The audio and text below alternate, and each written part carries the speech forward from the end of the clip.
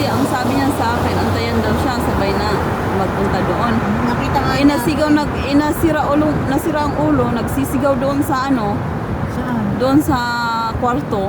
Bakit naman nagsisigaw? Ay, matagal dumating yung hair dryer, yung tag-ano ng buhok. O ano ginawa niya dun sa... Oo, sabi niya, umalis ka na, lumayas ka. O, di lumayas, bumalik siya. Kaya bumalik siya doon, nakita ka niya, nagalit din. Ano daw ginawa mo doon? Sabi ko, ang sabi niya, mag-antay. Sabi niya mag-antay na. Oo nga. Bakit hindi?